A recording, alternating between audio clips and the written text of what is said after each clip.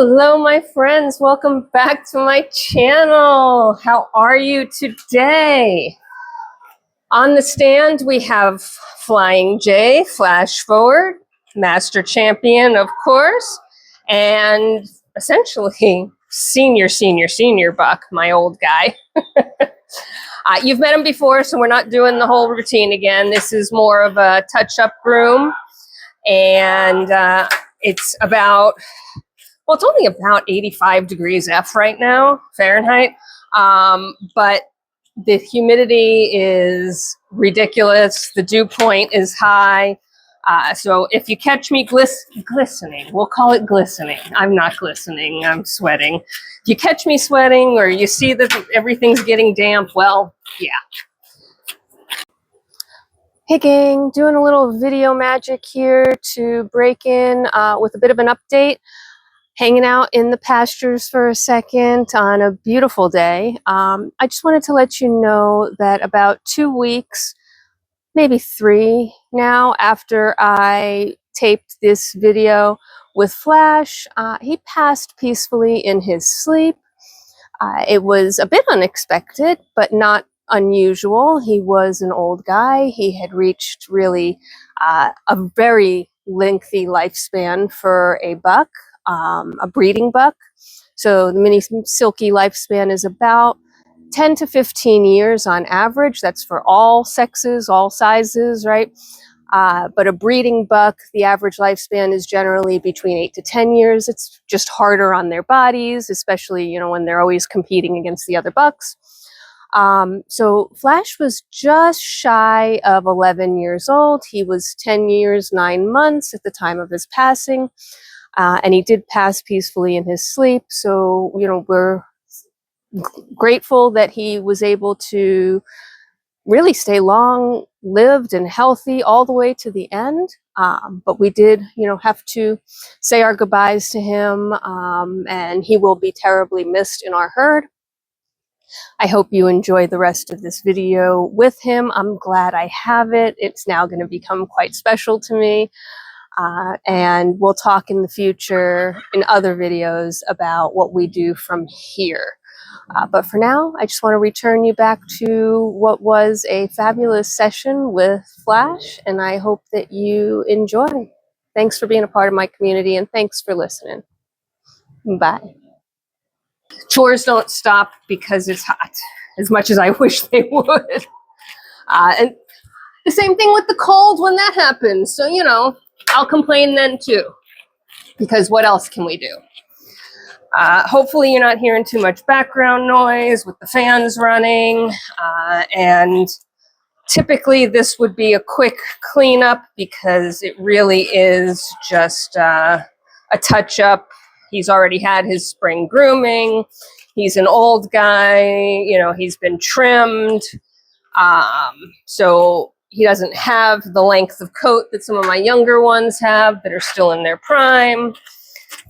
But what he does have is a couple of clumps up front here that need to be worked through. And that is not surprising because these get peed on a regular basis. Yay, intact bucks that pee on themselves. You may also notice that for the first time in about 3, maybe 4 years, I have a new slicker brush. Thank you, Prime Day. They actually went on sale, $10 off, which was 30% or so, which it's the first time I've seen them on sale. I use them until, you know, I can't use them anymore. But super excited to be able to start with a fresh one. It's a good time of the year to start with one. I'm not beating them up as hard when it's, you know, spring and I'm pulling out clumps and cashmere. I mean, I'm pulling out clumps now, of course, but anyway, you don't really care that I have a new brush. I care. It's very exciting. Makes me happy. It's not often I get a new brush. So at any rate, once we get his front done, the rest of him will be a piece of cake. So not sure when this one will get published. It'll probably be a few weeks, just because, you know, I groom couple of goats a weekend, and I only publish a couple of goats a week, so it takes a little while to get through them and get caught up. These are kind of the only videos that get stacked pretty far. So I try not to say like, hey, it's July, because it's possible it might be August before this one goes up. But, you know, things that have been going on the farm right now. At this point in our lives, we're in the tail down of our baby bird season. I have my last clutches of ducklings in the incubator. They are all pre-sold, unless I have some extras, in which case, you know, we'll offer them up, but they have to hatch. They'll hatch at the end of July. So again, by the time you see this, they may have already hatched. And then once we finish baby bird season, which I try and wrap up before August, right at the end of July. And I do that on purpose. The ducks are still laying, the chickens are still laying, but fertility goes down toward the end of the season, right? Nature doesn't want them to have fall babies. And that makes sense because the weather could change, the babies could not survive because of that, right? And then it's resources from the parents that they don't need to expend while they're trying to prepare for winter. So fertility drops in the summer or at the end of the summer as they prepare for fall. So I really don't bother to do any hatching in August. I used to try, and it was just nothing but a disappointment. Yes, birds hatched, but you know, demand for them went down. Kids go back to school. Suddenly, nobody wants new pets.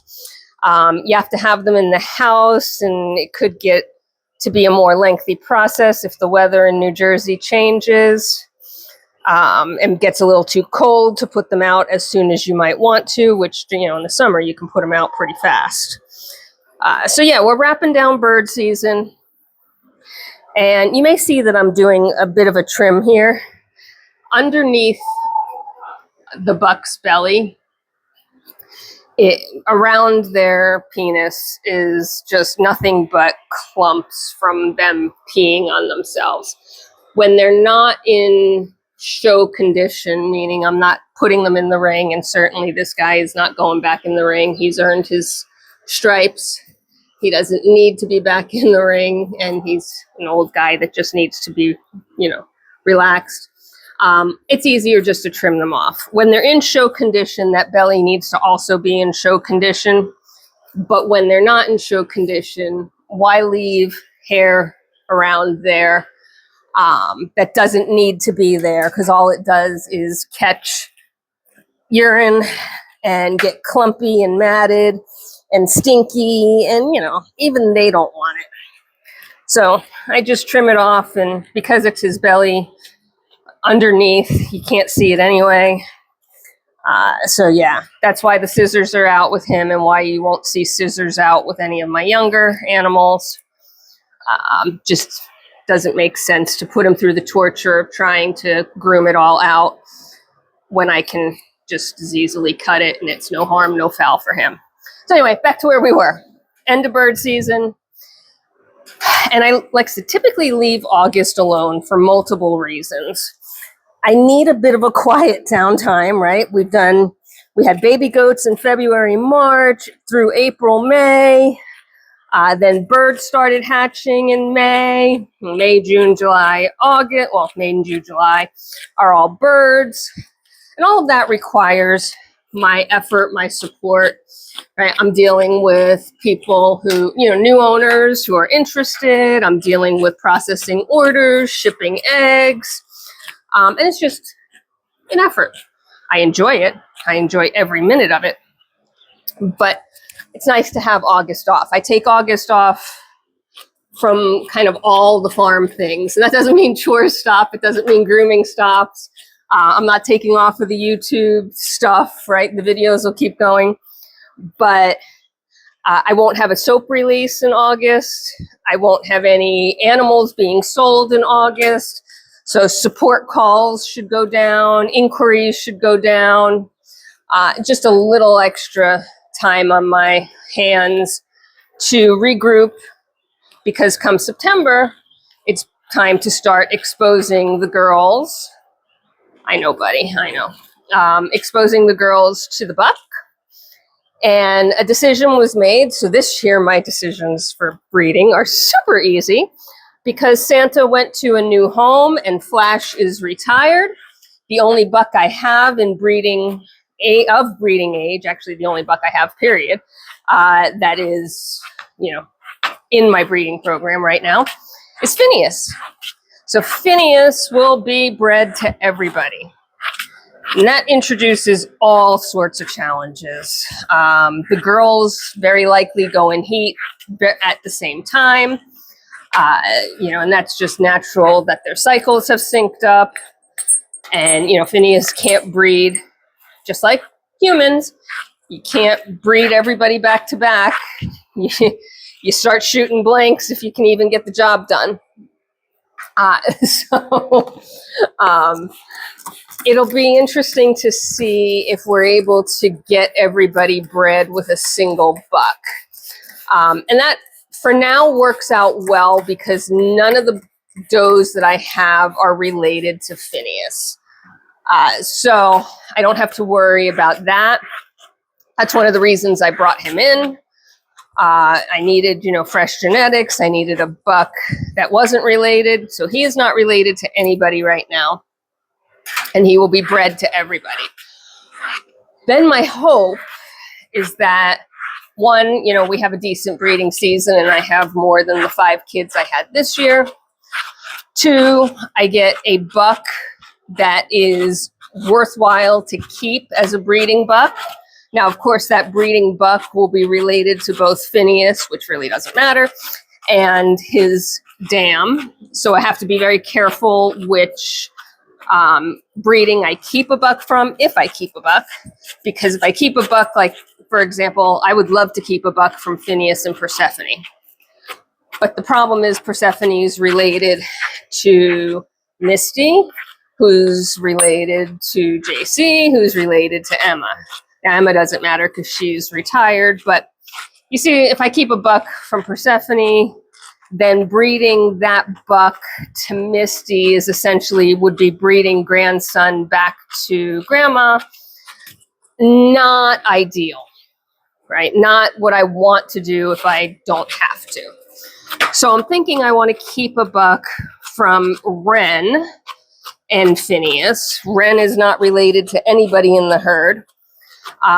And that would really help out because then I would have Phineas and another buck, and that other buck could only not be bred to Wren, which gives me a lot more flexibility.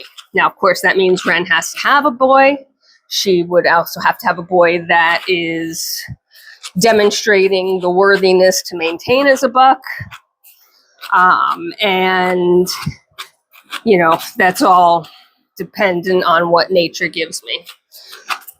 So the other alternative would be to keep a buck from Phineas and Denali. Now, Denali is a master champion as well. She is a stunning doe, and she has produced babies with Phineas already that have been stunning. However, she's on the larger side, right? And we've talked about the fact that the breed standard is moving toward a more petite stature.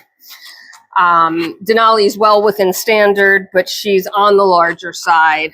And so keeping a buck from a larger doe just sort of, I would say, gives the potential to have that buck throw babies that will grow larger because, genetically he comes from a larger line. Wren is a much smaller doe, and in theory, her and Phineas should, throw the genetics between her and Phineas should create a smaller buck and create a buck with genetics that will throw smaller kids. Now, when I say smaller, again, just to reiterate, I've talked about this before, I am not talking about teacup. I am not talking about animals that are on the extreme tiny list. I am talking about animals that are just a bit smaller in stature, are a little bit finer boned, and have a little bit less girth. Not much less girth, because without girth, they can't breed naturally, but a little bit. So that is why I'm not targeting a Denali Phineas breeding to keep a buck. However, I am targeting that breeding to keep a doe, because then I can breed the doe to a smaller buck. And, you know, as we progress through the generations, that's easy enough to do and bring, you know, smaller animals out as a result. Yeah, you holding your foot up for me? This is the one last clump up here in the front. You may be asking why I'm not cutting the front the way I cut under his belly. And to me, the front here is a bit of a protective batch of fur, right? It keeps them from taking brush damage from, you know, anything they might graze up or rub up against a fence. It just gives them a little bit more protection than the underbelly does. So I'd rather him keep that chest hair, if at all possible. And, you know, sometimes I'll get to the bottom and I will cut off if the mat or the clumping from his urine is a mess, but this seems to be working pretty well. We'll have that out in no time. So yeah, so that's the plans for breeding, right? Couple of watch outs is, you know, how long is it going to take me to get the does settled? A doe settling means that they're pregnant, right? That's the terminology. And whether or not I can do what ideally I want and used to be able to do pretty consistently is have all our babies within about a 10 to 15 day range. And they all grow up together. It moves the season a little bit faster. It doesn't have new owners waiting for one kid to grow up when another kid has already reached maturity. Well, maturity, weaning. Maturity is the wrong word. There we go. Just moving the muck bucket so I don't have to reach across. At any rate, you know, that's the game plan, right? So typically August, I would spend a few weeks mapping out breeding scenarios for the next few years.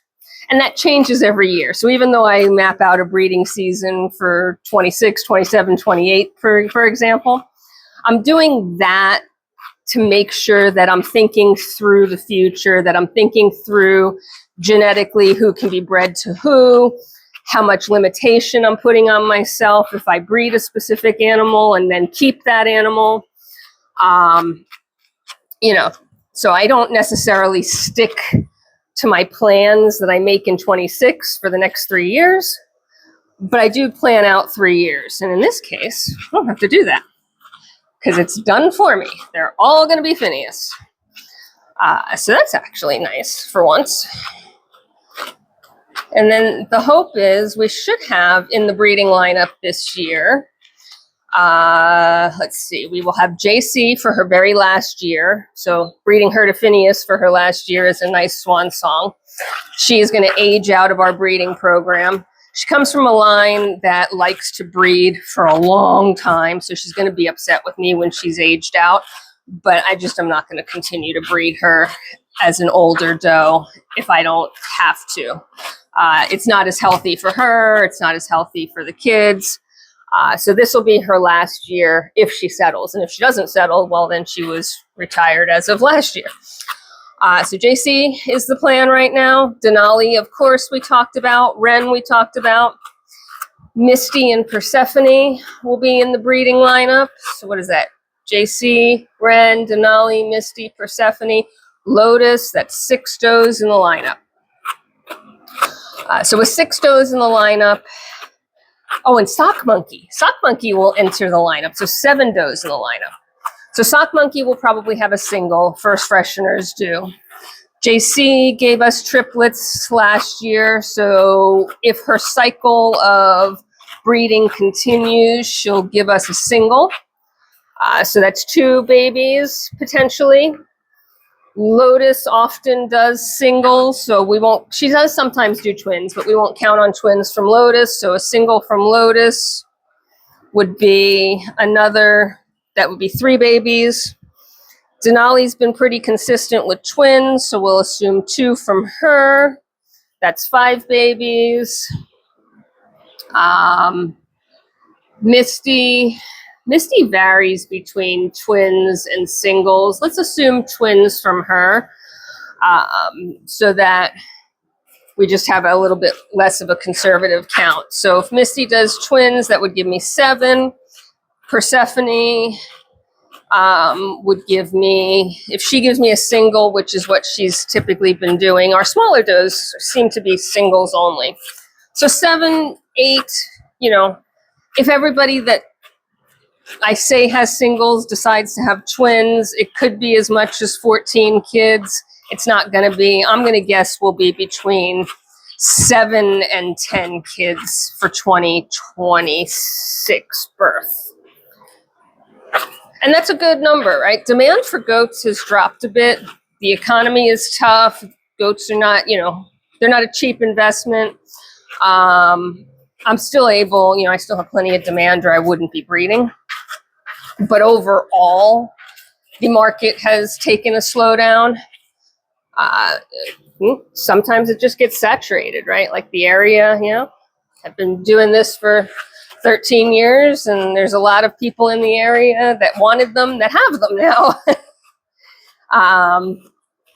So I'm always careful on the numbers, right? But if I have between 7 and 10 kids, and ideally I keep 2, it means I'm only putting between 5 and 8 on the market. And that's about right for me and my operation. I am not looking, again, I'm not a commercial operation. I'm not making I'm not making any money, honestly. I'm just about breaking even on raising the goats and having those handful of babies. Hello, Tonka.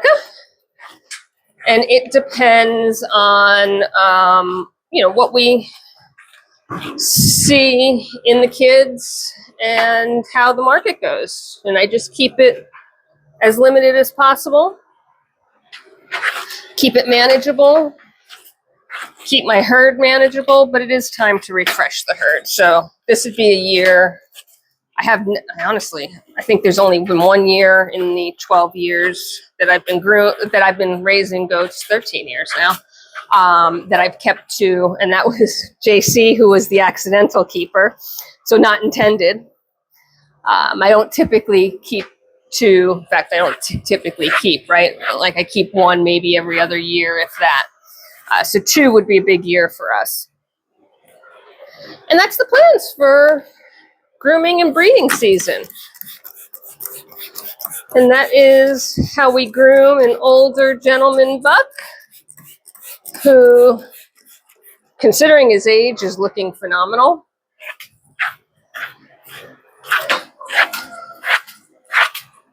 I hope that you are, oh, we got one more little clump here. That's one of the reasons why I spray them down and go after it over them for one last time, right? You sometimes don't catch a few of these that are sneaky underneath. And once you have the detangler spray on and you get, oh, that one's pulling the short hairs, huh? Okay, we'll do this fast.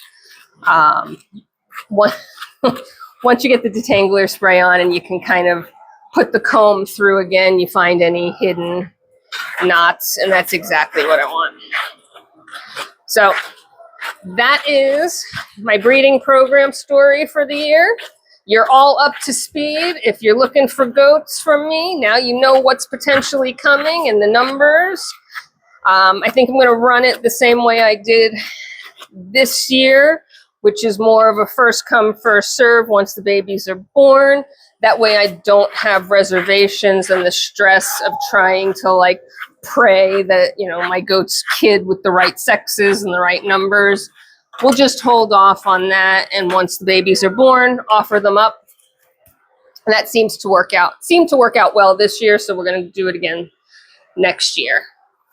All right, I hope that you are having a fabulous day wherever you are in this world. Take care of yourselves, take care of each other, be kind, and we will see you at the next one. Thanks so much. Bye.